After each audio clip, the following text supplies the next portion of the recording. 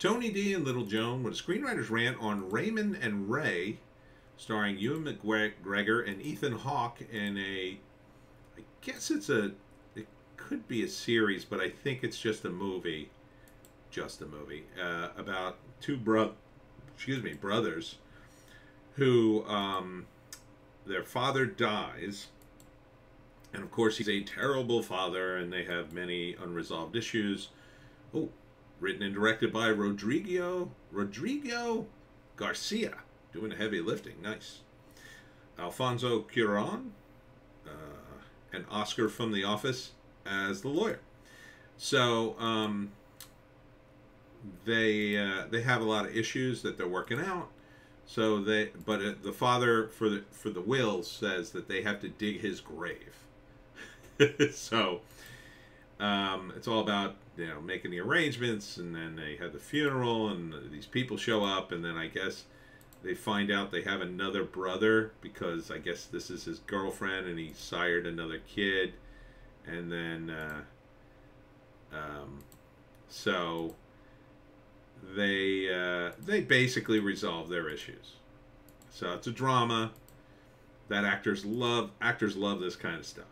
And they're two good actors, Ethan Hawke and Ewan McGregor. They're both, I would say they're about equal in terms of their status. Maybe Ewan McGregor edges them out, but Ewan McGregor has had bigger roles, but he's also had bigger flops, in my view. Whereas Ethan Hawke, his sort of heyday was like in the 90s, I'd say.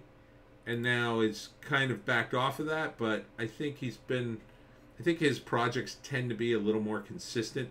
Even the bad ones aren't that as bad as like Ewan McGregor. I mean, Ewan McGregor was in that awful Harley Quinn movie as the Black Mask, and of course, I think he continues to embarrass himself with Obi-Wan Kenobi at this point.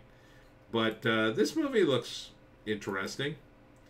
I mean, this is a kind of sort of basic drama that actors can really sink their teeth into. You got two heavyweights here. You got Oscar from The Office.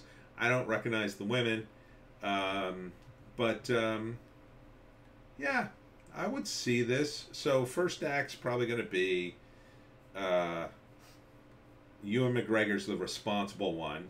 So he comes to Ethan and says, "Oh, our father's dead," and he wants us to plan his funeral or something. And at first, Ethan's just like, "F that, he's dead. Who cares? We hated him."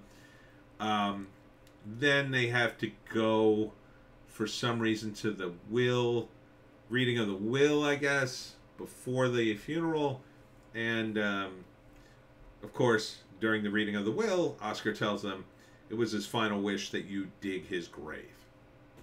So in order to get, maybe they need the money, they appear to be like working class stiffs, or in order to move forward with, maybe the arrangements were a little expensive, I don't know. So they decide, well, okay, we're going to do this. This was his last wish, even though we kind of hate him. Or hate him. And so they, second act, they're planning a funeral, they're going to dig the grave.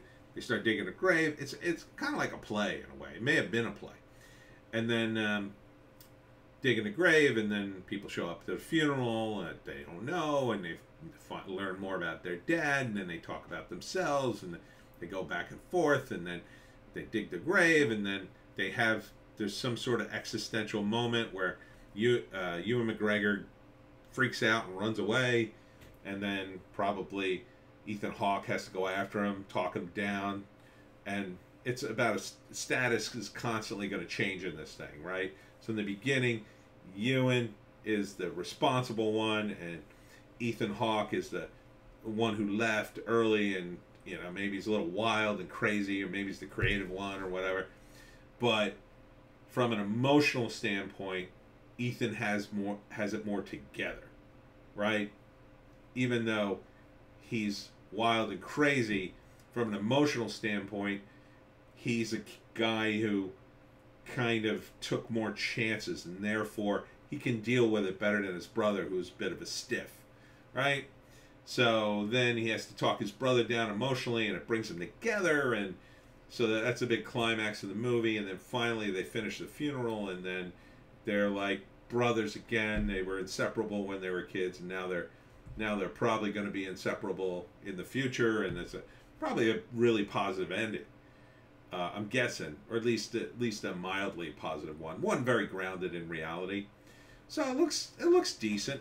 I mean, if I had Apple Plus, I'd probably think about watching it. I wouldn't go out of my way to see it. I wouldn't get Apple Plus just to watch this thing, but if I had an opportunity to see it, I'd say, okay, looks all right. Decent drama. You got two good leads. Everybody seems to be doing their best. This is the kind of grounded movie that really was missing from movie theaters for a long time. I mean, this isn't in theaters; it's going right to Apple Plus. But to some extent, like paying $14 to see a movie like this, people are kind of like out of that mode now. There's just no reason to. When you go to the movies, you want to see something big and spectacular. You don't want to see just a regular drama. Like you could see this on TV. It doesn't require giant set pieces that fill up the screen. It's just perfectly fine to watch on your computer, or even your phone, because it's all about the drama. It's all about the dialogue and the characters. And in some respects, it looks, better written than a lot of those big movies that are compensating for the lack of character, drama, and detail. Joan, you just snotted on my arm. All right, on that note, I'm done. This has been Tony D and Little Joan. Thanks, Little Joan. Check us out on Odysee, Bitchute, and Rumble for more base takes. I will be at the Collingswood Book Fair on Saturday inside, 90% sure, the Collingswood High School, where the fair is going to be moved, I believe. FanCon on Sunday in Vineland. I believe it's going to be inside the Vineland Public Library. And we'll see you